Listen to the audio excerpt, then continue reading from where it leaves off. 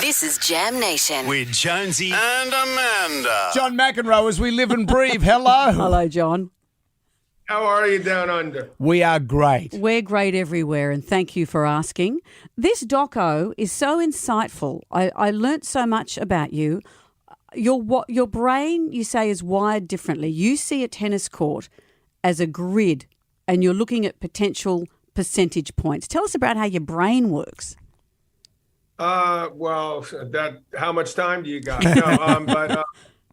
No, I was good in math, and maybe my tennis teacher recognized that at a young age and saw something in me that would allow me to eventually digest what the hell he was talking about when I was 12 or 13. I didn't quite get it. But basically, the essence of it is, put yourself in a position to make it as easy for yourself as possible and as difficult as for the opponent. Yeah. So, me hit high percentage shots and place it and then follow it up and being in the right position and put them in a situation where they have to hit a really tough shot to win the point. And if you do that over and over, consistently over hours, as you know, in Australia, some of those matches are gone, 5 hours. The most recent one, I mean, for God's sakes, they keep it together that long. Nadal, it was unbelievable. But it goes to show you need to keep your focus and sort of your wits about you for long periods of time. How was it watching this particular doco series of you or movie of you? I find it difficult to watch old tapes of myself. And of course, they're going to show my tantrums, and even the ones when I'm winning, I don't watch those. So, and it's also difficult to sort of go through and talk about experiences that were not successful, such as my first marriage and the kids involved and these type of horror stories that ensue from things, unfortunately, when exes don't get along, for example. So there were times where it was definitely tough. It was like free therapy, I guess, in a way. I don't know. I've certainly paid for enough of it over the years, sometimes court appointed, but that's another story. Literally, I know the people were all in with what they were doing. I had understood the production company had done like a Amy Winehouse documentary and Ayrton Senna, which were two incredible documentaries. So I was thinking, well, if these people can get that anywhere close to that, I'll be proud of it. And, ultimately I gave it my best. I feel like the people involved did as well. So hopefully people enjoy it. There's just so much great stuff in it too. We see Connors, we see Ilie Nastase, we see Guillermo Vilas and your great friend Vitas Gerulaitis. Such great old school tennis players, these big characters. And I know people often lament that we've lost the big characters like yourself. Do sports psychologists try and get rid of that? I mean, and what do you make of Kyrgios? Is it good or bad that we have this burst with him? That's a good question. And I don't know if anyone knows the answer to what sports psychologists try to do. I find it difficult to this is just me, so I don't want to speak for other people, because obviously Iga Swiatek has benefited from it.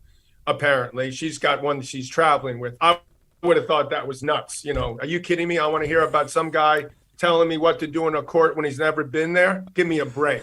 He doesn't know what the hell he's talking about. That would have been me. As far as Nick, he's a very unique story. Obviously, he is. I like Nick a lot. As a person, he's a great kid. People gravitate around him. They like him.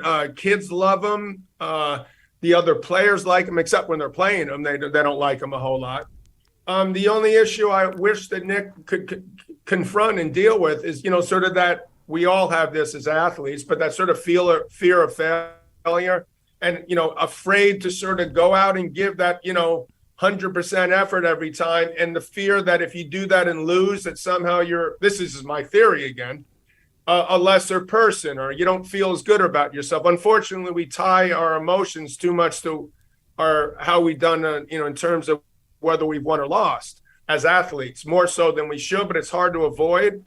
So, I've often tried to talk to Nick and, say, hey, let's try to get away where you embrace just the competition and be at the guy's one of the most talented tennis players, his skill level that I've seen in 10 years. Incredible talent. Unfortunately, he's been unable to match that consistently from like an effort level. I don't care if he serves between his legs or, does whatever he does, with some of these shots, as long as he's going out and giving it his all. That's the part that, people have, I myself, as I'd like to pride myself when I've given a lot of effort generally. Yeah. That's all you can ask for as an athlete, is if you get to that point. I hope Nick is young enough, because he's a big plus for our game if he was able to. He's like people gravitate towards him. So I'm just hoping, I literally would pray that he would be able to get to that stage where he could do that consistently. When you first played Jimmy Connors, there's a bit where he just didn't talk to you. He just dissed you. If he was nice to you, would it have been a whole different story? Probably not, because, I was a bit overwhelmed. My legs were shaking when I walked out in the center court at Wimbledon for the first time. It was happening so fast. Jimmy Connors and Bjorn Borg were the two best players in the world. I was like the number one junior player. I was like, who the hell is this guy?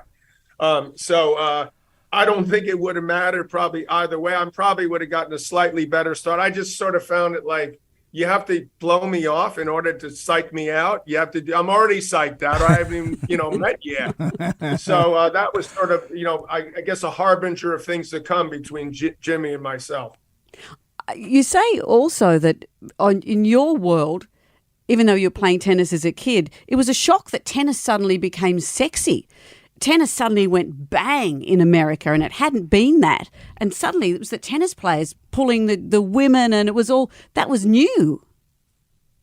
Yeah, the Aussies were like the legends back in the 60s and 70s. I idolized Rod Laver, and there was all these great players from there. Not as much, obviously somewhere in America.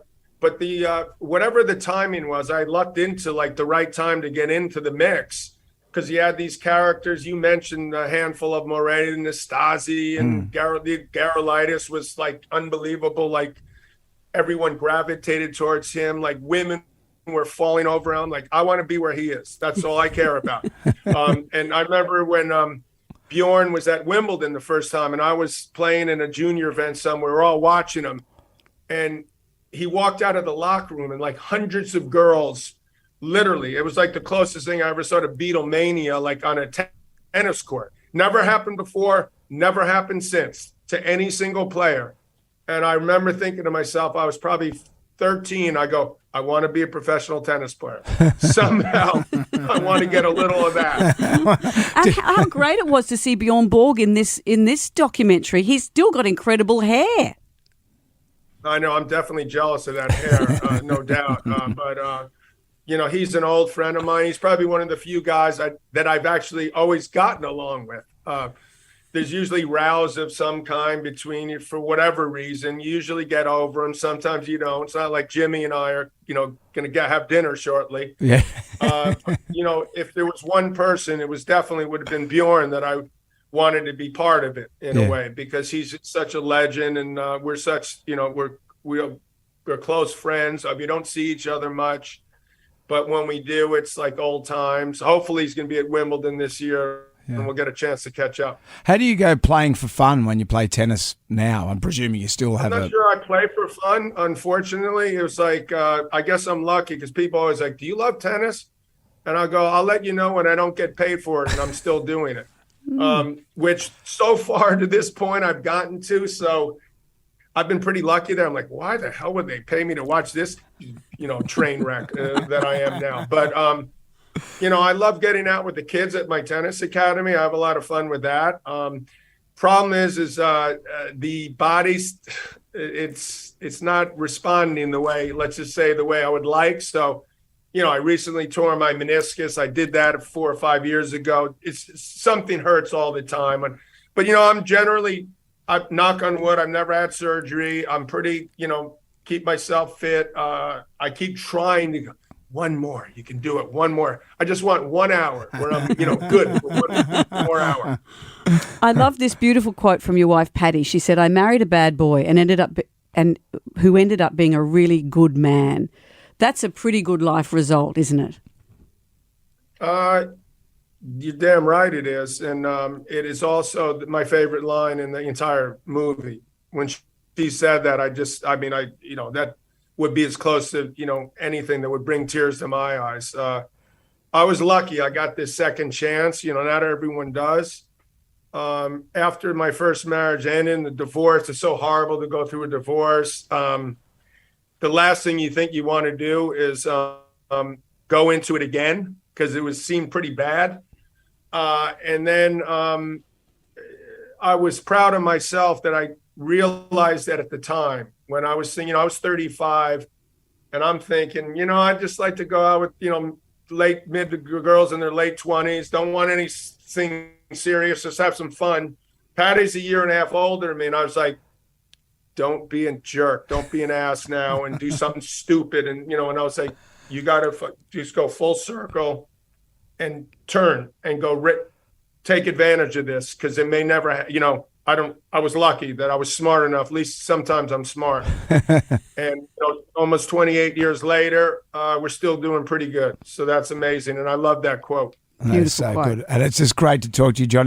What do we owe you for this therapy? Because I feel that I've learned something from this. That's free therapy. That's free. Just like I got in the documentary. Yeah. Buy me a beer when I've been to Australian a couple years, because last couple I've called from New York, for God's sakes. I'm like, got to get back to Australia. So hopefully in January you can fly up from Sydney and buy me a beer. Okay. We will definitely do that, John. We would love to see you, John. McEnroe is out in September. John McEnroe, it's been a treat, sir.